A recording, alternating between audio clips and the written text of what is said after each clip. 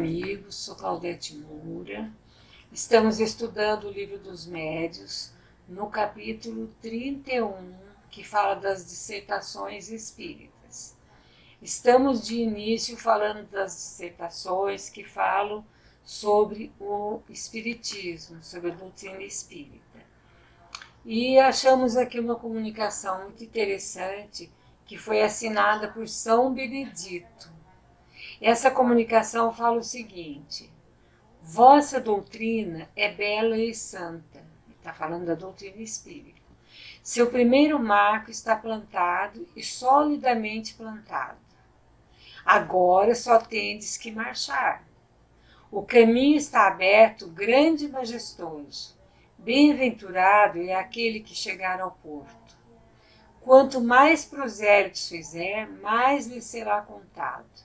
Mas para isso é necessário não abraçar a doutrina com frieza.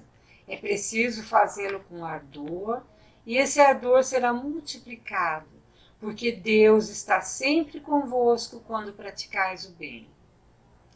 Todos os que conduzirdes serão ovelhas que voltaram ao aprisco, pobres ovelhas que se haviam transviado. Acreditai que o mais cético, o mais ateu, o mais incrédulo, enfim, tem sempre um pequeno recanto no coração que desejaria poder ocultar a si próprio. Pois bem, é esse cantinho que se deve procurar, que se deve encontrar, porque esse é o lado vulnerável que se tende a atacar. É uma pequena brecha deixada aberta e expressamente por Deus, para facultar à sua criatura o meio de retornar a Ele. Muito bonita essa mensagem de São Benedito, quando fala da doutrina espírita, que ela é bela e ela é santa. E como ele fala que já estava plantado o primeiro marco naquela época, mas agora teriam que marchar, que o caminho já estava aberto, que o caminho era grande, que o caminho é majestoso, mas teríamos que chegar ao porto, ou seja, nós teríamos que caminhar. Quem sabe nós mesmos não estaríamos lá naquele tempo recebendo essa mensagem e depois continuamos na divulgação da doutrina espírita, nessa encarnação. Nós não sabemos. Então, quando recebemos essas mensagens, principalmente se elas nos tocam muito o coração, é porque já temos algo a ver com tudo isso, não é? Quando ele fala que é necessário não abraçar a doutrina com frieza, mas com ardor. E esse ardor vai ser multiplicado, porque quando nós praticamos o bem, Deus está sempre conosco.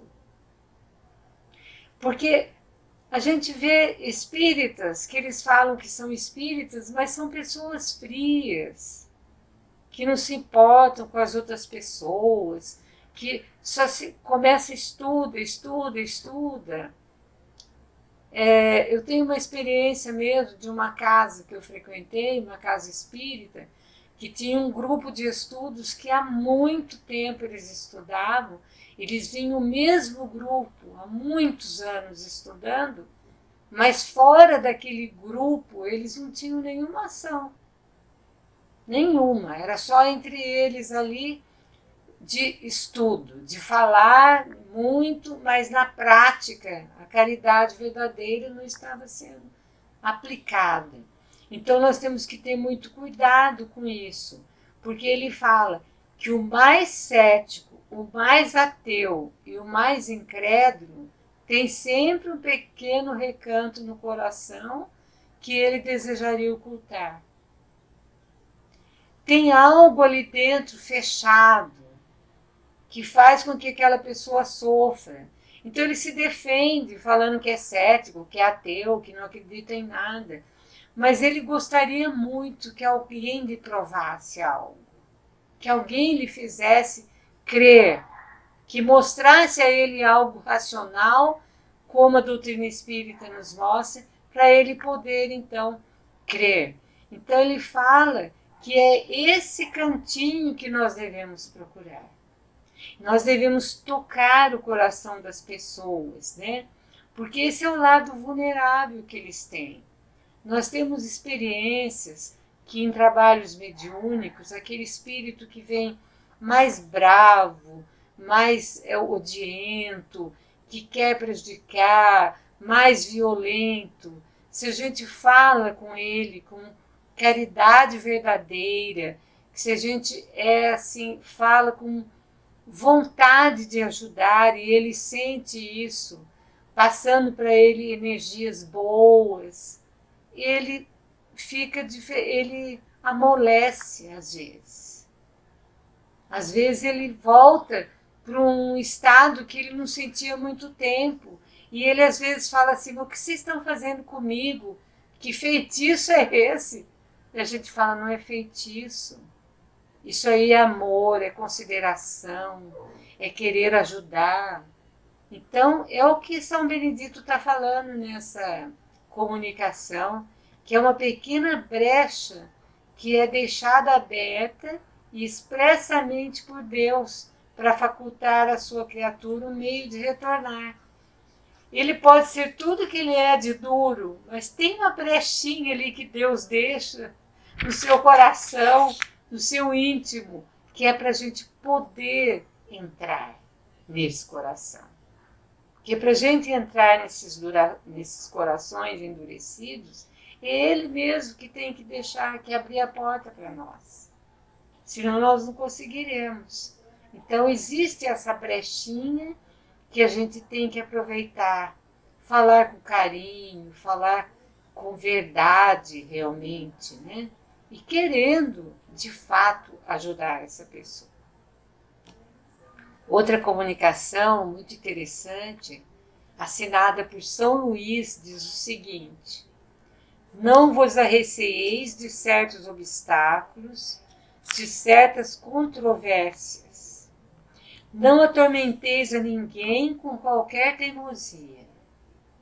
A persuasão só chegará aos incrédulos pelo vosso desinteresse, pela vossa tolerância e a vossa caridade para com todos, sem exceção. Guardai-vos, sobretudo, de violentar a opinião, mesmo por simples palavras ou através de demonstrações públicas. Quanto mais modestos, mais conseguireis a apreciação dos outros. Que nenhum móvel pessoal vos leve a agir e encontrares nas vossas consciências uma força de atração que só o bem proporciona. Os espíritos, por ordem de Deus, trabalham para o progresso de todos, sem exceção. Vós, espíritas, fazei o mesmo. Essa mensagem assinada por São Luís, que trabalhou demais na codificação. Ajudou muito Kardec em todos os momentos.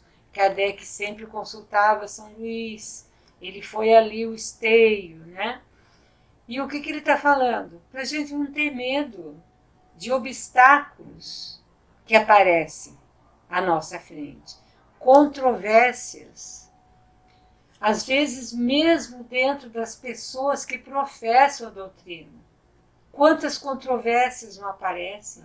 E ele fala, não tenham medo, não receiem isso. Não atormenteis a ninguém com qualquer teimosia. Não é para a gente ficar impondo as nossas ideias para ninguém.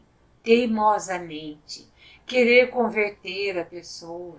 E ele fala que a persuasão só chegará aos incrédulos. E ele cita assim 3 fatores que vão fazer com que essa persuasão só chegue aos incrédulos. Pelo nosso desinteresse. Nós estamos ali, não estamos interessados em lucrar nada com isso que nós estamos fazendo.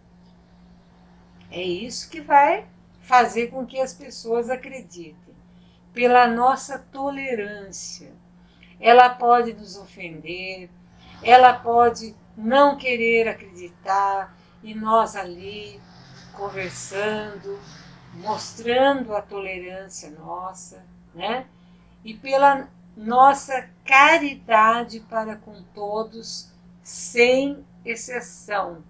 Porque às vezes nós somos muito caridosos por aquelas pessoas pelas quais a gente tem simpatia, ou pelas quais não, eu tenho que ser assim, porque ou é meu parente de sangue, ou me fez algum favor, então eu tenho que fazer isso. Não, a caridade é para todos, sem exceção, ele deixa bem claro. E ele fala para a gente não começar a violentar a opinião de ninguém, mesmo por palavras ou demonstrações públicas. Não podemos. Se a pessoa acredita naquilo, ela tem aquela crença, nós não podemos violentar essa opinião da pessoa. Nós temos que usar de argumentos, e esse argumento principal é o nosso exemplo, para que as pessoas notem que nós estamos falando uma coisa com vivência, porque não acredita a gente só aconselhar, a gente só falar. E eu tenho uma experiência que numa ocasião em que uma moça, uma amiga nossa, teve um filho dela atropelado. Ele saiu andar de bicicleta e o carro atropelou e ele desencarnou no local mesmo, né? E essa moça ficou muito mal, né? Com essa, o menino sai de casa para andar de bicicleta e volta morto, né? Então ela ficou muito mal e a gente tentava ajudar, mas ela não saía daquele estado terrível. Então, certa ocasião eu estava conversando com ela e eu falei assim, olha, eu sei o que você está sentindo. Ela falou, não, você não sabe. Você não sabe o que eu estou sentindo. Você nunca perdeu um filho, como é que você vai saber o que eu estou sentindo? Daí que caiu minha ficha. Eu falei, realmente, eu podia até fazer ideia da dor que ela estava sentindo, mas eu não estava sentindo a mesma dor. Então, às vezes, violentar uma opinião que o outro tem, ele vai se sentir muito mal. E também, mesmo falando ou mesmo fazendo demonstrações. E daí ele fala que quanto mais a gente for modesto, mais a gente vai conseguir a opinião das pessoas. E que nenhum móvel pessoal vos leve a agir. Nenhum interesse pessoal nos leve a agir, mas apenas pela caridade verdadeira, né? E daí, na nossa consciência, nós vamos encontrar uma força de atração que só o bem proporciona. E nós vamos conseguir chegar até essa pessoa. E ele fala que os espíritos, por ordem de Deus, trabalham para o progresso de todos, sem exceção. Eles não fazem diferença de uns e de outros. E nós, espíritas, teremos que fazer o mesmo. Trabalhar para o progresso de todos. Não porque aquele eu simpatizo mais, não porque aquele já é espírita, está dentro do meu círculo religioso, não porque aquele é meu parente de sangue, não. Sem exceção, nós temos que trabalhar para o progresso de todos. E ele fala que os espíritas têm essa obrigação de fazer isso.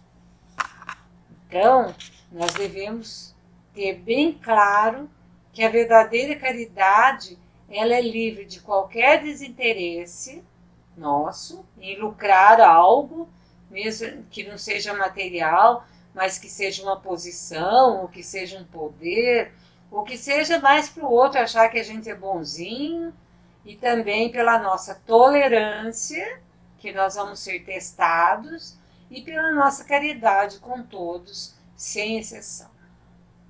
Então, nosso programa termina aqui, e no próximo nós continuaremos falando de algumas dissertações espíritas que estão no final do Livro dos Médiuns, no capítulo 31. Claudete Moura, para o divulgar.net.